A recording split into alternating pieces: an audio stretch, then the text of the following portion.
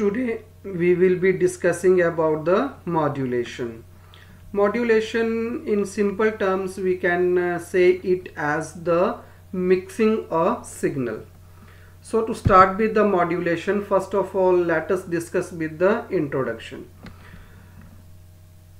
Although the transmission of a digital signal is preferred, हम prefer करते हैं कि जो हमारी transmission है वो transmit हो in the form of digital signals, लेकिन ये always not feasible to transmit the information in digital form. क्यों? क्योंकि जो digital transmission है it requires the channel of high bandwidth, मतलब जो channel है हमारा through which we want to transmit our data, that must have the high bandwidth and it must be having the low pass characteristics. अब लो पास characteristics का मतलब कि लो pass filters होते हैं हमारे पास. तो low pass filter is a type of filter that passes the signal with a frequency lower than a selected cut off frequency. मतलब इन्होंने कट ऑफ फ्रीक्वेंसी एक सिलेक्ट की हुई होती है और जो भी सिग्नल उस फ्रीक्वेंसी के कम का हो it allows that signal to pass. और इसका यह मतलब हुआ कि it attenuates the signal with the frequency higher than that of the selected cut off frequency. So it requires the channel of high bandwidth and having the low pass characteristics. So it is not always feasible to transmit the data in the digital form. On the other hand, जो हमारे पास analog transmission है it requires very lower bandwidth and having the band pass characteristics. So band pass filter एक type के device या यूं कहें कि circuit होता है that allows the signal between the two specific frequencies to pass. मतलब दो specific frequencies के बीच का अगर कोई सिग्नल हो तो it allows that signal to pass through it. So the process involved in analog transmission is known as a modulation, which requires the manipulation of one or more of the three fundamental frequency domain parameters. मतलब जो modulation है, modulation में हम manipulate करते हैं तीन fundamental parameters को signal के. वो क्या होते हैं हमारे पास? Amplitude, frequency and phase. तो मॉड्यूलेशन एक ऐसा प्रोसेस है through which we manipulate amplitude, frequency या phase of the carrier signal. So to start the definition, the definition क्या है कि एक modulation जो है that is a process of mixing a signal with a sinusoid, मतलब sine waves की form में, to produce a new signal. मतलब जो modulation है वो एक ऐसा process है जिसमें हम signal को mix किया जाता है with a sine wave to produce a new signal. It is the mixing of lower frequency signals with the high frequency carrier signal. ये carrier signal वो वाला signal है जिसके थ्रू हमारा जो डेटा है वो ट्रांसमिट होता है. जैसे कि हम आपको समझाएं तो ये देखिए, मान लो ये हमारे पास कोई कैरियर सिग्नल है, this is the carrier signal with high frequency. और ये मान लो कि कोई पर्सन है हु इज स्पीकिंग और उसकी जो साउंड वेव्स हैं, okay, so that signal data signal, तो ये वाला सिग्नल, ठीक है ना. So the signal that is used in, अच्छा तो पता चला आपको कि the sinusoid signal is known as the carrier signal. ये वाली जो साइन वेव है इसको हम क्या बोलते हैं? Carrier signal. और वो वाला signal that is used in modulating the carrier signal is known as data signal. तो ये वाला सिग्नल कौन सा हुआ हमारे पास? Data signal. और जिसके थ्रू वो ट्रांसमिट होगा, कैरियर नाम ही है कि कैरियर कैरी करने वाला, that is known as a carrier signal. तो यहाँ पे दो टाइप के सिग्नल्स होते हैं, one is the data signal और other one is the carrier signal.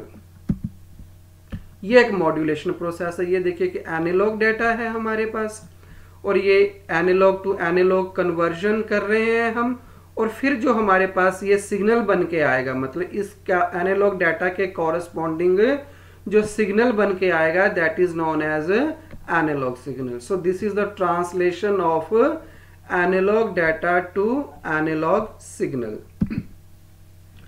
अब नेक्स्ट बात आती है कि why we make use of modulation. सबसे पहली बात यह है कि it allows the use of smaller antennas. जैसे आपने देखा होगा कि हमारी गाड़ियों में ऊपर एंटीना लगा होता है, तो वो बहुत बड़ा एंटीना तो होता ही नहीं है, छोटा सा ही एंटीना होता है। इसके बावजूद भी वो अगर आप किसी फ्रीक्वेंसी के ऊपर कोई रेडियो स्टेशन को ट्यून करते हैं तो वो इजीली उस सिग्नल को रिसीव कर लेता है। सो this is practically done with the help of actually modulations। तो it allows the use of smaller antennas। क्यों? क्योंकि जो एक बेस बैंड सिग्नल है, बेस बैंड सिग्नल ऐसा सिग्नल होता है जिसकी फ्रीक्वेंसी क्या होती है, कम। So a base band signal would need a huge antenna, क्योंकि इसकी लोअर फ्रीक्वेंसी है और उसको रिसीव करने के लिए otherwise we need a huge antenna, because in order to be efficient the antenna needs to be about 1/10 the length of the wavelength।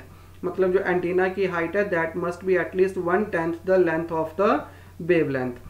अब जो लोअर फ्रीक्वेंसी है, हम क्या करेंगे कि जो मॉड्यूलेशन है that actually shifts that base band signal, मतलब लो फ्रीक्वेंसी सिग्नल को हाई फ्रीक्वेंसी सिग्नल में कन्वर्ट कर दे देता है। विच और हाई फ्रीक्वेंसी सिग्नल के कारण क्या हो जाएगा, which has much smaller wavelength and allows the use of much smaller antennas।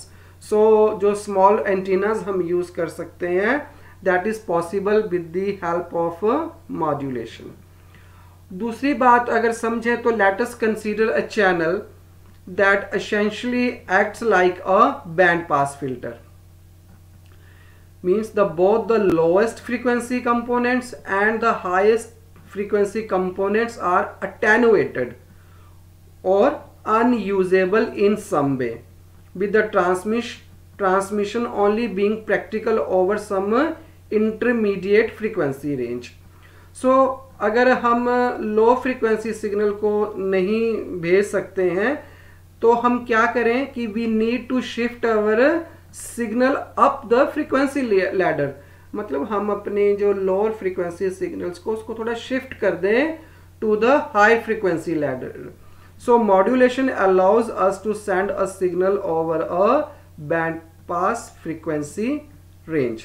If every signal gets, अगर सभी सिग्नल जितने भी हैं उनकी अगर अपनी एक फ्रीक्वेंसी की रेंज मिल गई तब तो कोई प्रॉब्लम नहीं है, then we can transmit multiple signal simultaneously. So this is also one benefit of making use of modulation. क्यों?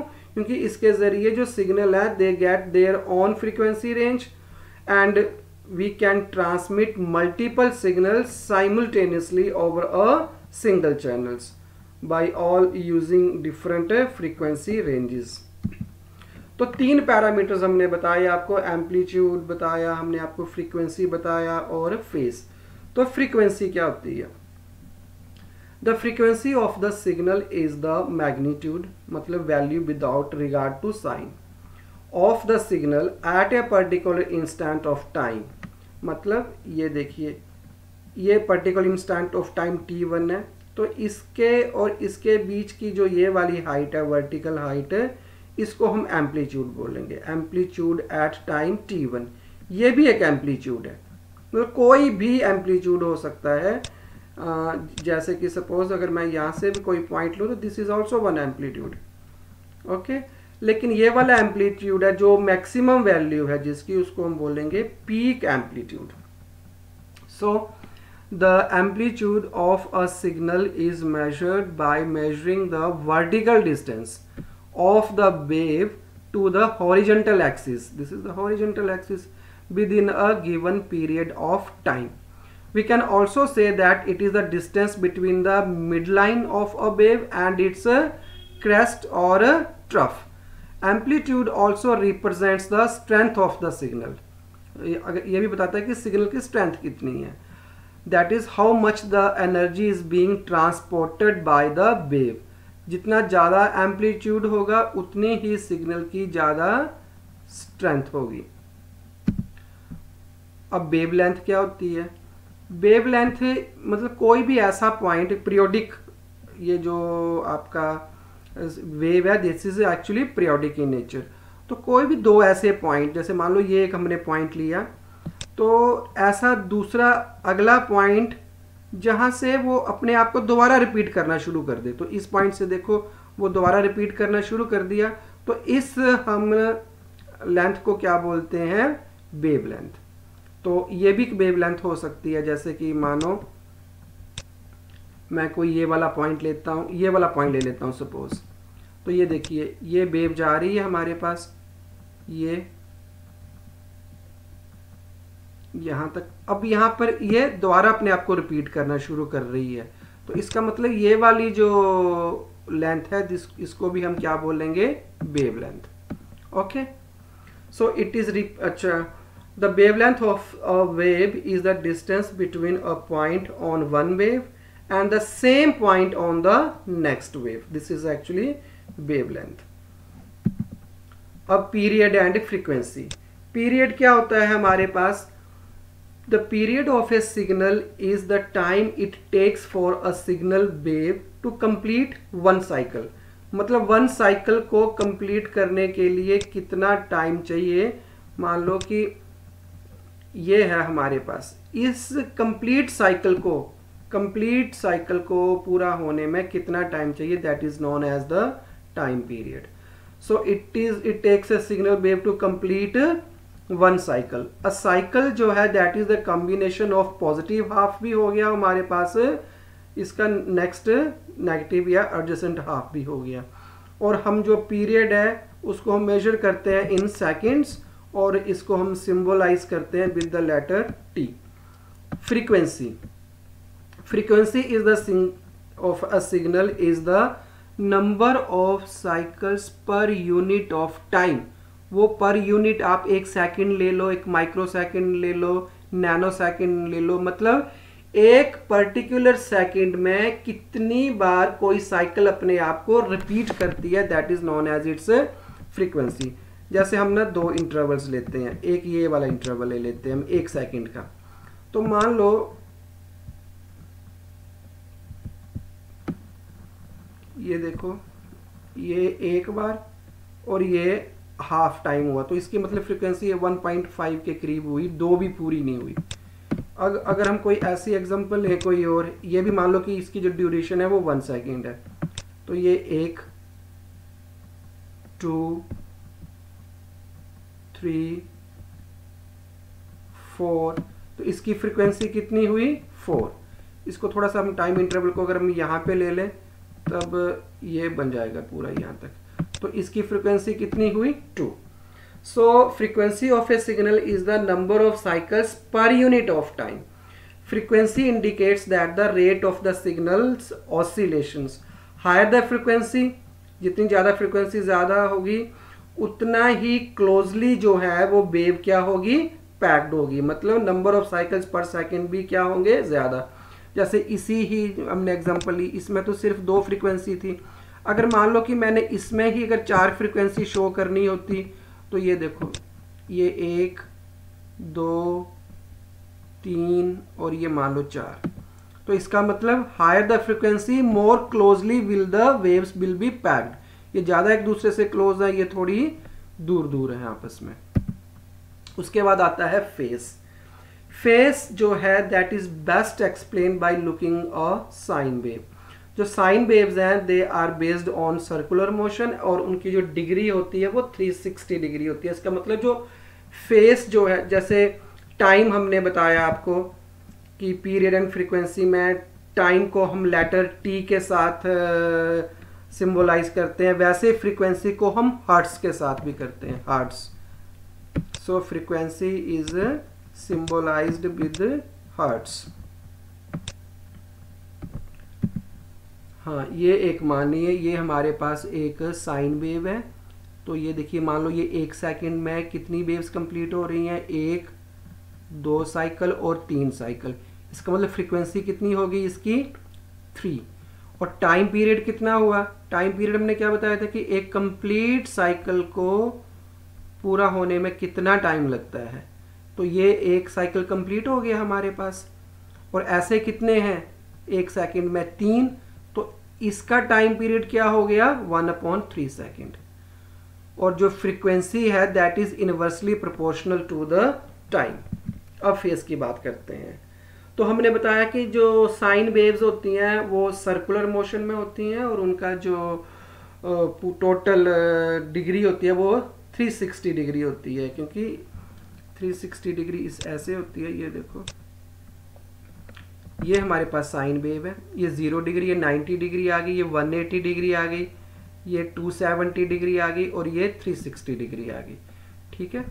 सो face is the position of the signal, ये एक पोजीशन होती है सिग्नल की रिलेटिव टू इट्स ओरिजिन। मान लो ये origin है इसका, okay, this is origin. So phase क्या हुआ, phase is the position of the signal relative to its origin. It describes the point to which the signal has shifted in its cycle.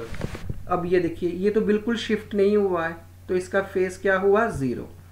एक और example लेते हैं हम, ये मान लो origin है, अब ये ऐसे है हमारे पास, तो ये कितना शिफ्ट हो गया हुआ है 90 डिग्री। सो दिस इज, इसका फेस कितना हुआ 90 डिग्री। ओके, एक और एग्जांपल लेते हैं हम, मान लो ये ओरिजिन है 0, अब हम मान लेते हैं कि ये ऐसे है, ये मतलब इसका जो ये वाला पार्ट है वो इस तरफ शिफ्ट हो गया हुआ है, तो ये 90 हो गया था, ये हमारे पास हो गया, तो ये हमारे पास क्या हो गया अब 180 डिग्री। अगर ये यहाँ पे होता तो 270 डिग्री, और अगर यहाँ पे होता तो 360 degree. So this is the face of the signal, और इसको रेडियंस में भी सिंबलाइज कर सकते हैं या उसको डिग्रीज में भी, and 1 radian is equal to 180 degree. Okay, यहाँ पे ठीक क्लियर आएगा हमारे पास। Phase shift occurs when a cycle does not complete and a new cycle begins before the previous one has completed. जैसे हमने आपको पिछली स्लाइड में समझाया, ये 0 डिग्री हो गया, और अगर साइन वेव यहां से शुरू होती तो अब इसका फेस क्या हो जाना था 90 डिग्री। अगर ये यहाँ पे शुरू होती तो इसका क्या हो जाना था फेस 180, अगर यहाँ से शुरू होती तो 270, और ऑब्वियसली जब कंप्लीट हो गया तो ये 360 degree. So this is the face. The phase of a signals are identified as a fraction of cycle, such as 90 degree. तो 90 डिग्री क्या हुआ, 90 डिग्री को हमने लिखना हो तो हम कैसे लिख सकते हैं, 360 degree divided by 4। So it is the 1/4 of a cycle. वो साइकिल कितने की होगी 360 डिग्री की। अगर 180 डिग्री का बताना हो तो 2/4 ऑफ साइकिल। 270 कितना आ गया 3/4 of A cycle, and 360 degree क्या आ गया हमारे पास एक कंप्लीट साइकिल। जैसे हम एग्जांपल लेते हैं कि साइन वेव है वो कंप्लीट करती है 4 साइकिल्स इन 50 माइक्रोसेकंड्स, और शिफ्ट मतलब फेस जो उसका शिफ्ट हो रहा है that is 1/6 of a cycle with respect to time 0. Calculate its time period, frequency and phase. चलो ये देखिए, as 4 cycles are completed in 50 microseconds. So 50 microsecond का मतलब क्या हो गया 10⁻⁻⁶। तो एक साइकिल कितना टाइम लगेगा, this divided by 4, तो कितना हो गया 125 into 10⁻⁻5 सेकेंड। ओके, तो this is the time period. Frequency कितनी हुई, टाइम पीरियड हमारे पास क्या आ गया, ये वाली चीज। तो फ्रीक्वेंसी क्या होती है, inversely proportional to the time period, so it is 1 upon time period, 1 upon time period, it comes out to be 800 hertz. तो ये फ्रीक्वेंसी आ गई। फेस कैलकुलेट करना है तो क्या है, 1/6 ऑफ ए साइकिल। तो 1/6 ऑफ ए साइकिल, साइकिल का मतलब 360 degree, so 1/6 into 360 degree, it comes out to be 60 degree. So this is the way how we can calculate the time period, frequency and phase of the signal. अगला parameter है लो पास channel और band pass channels क्या होते हैं। लो pass channels वो वाले channels होते हैं that has the bandwidth that starts from zero, देखो जीरो से स्टार्ट हो रही है, and is used in base band. Okay, और जो बैंड पास चैनल्स होते हैं they have the bandwidth that does not start from zero, ये जीरो से स्टार्ट नहीं हो रही है, and it is used in broad band. So these are the low pass channels and band pass channels. Now the categories, various modulation techniques हैं हमारे पास। Mostly हमारे पास 3 type की होती हैं, amplitude modulation, frequency modulation and phase modulation. इनमें से जो frequency और फेस मॉड्यूलेशन है they are under the angle modulation. So these are the 3 types of modulations. So in next lecture we will discuss about all these 3 modulation techniques. Thanks for watching.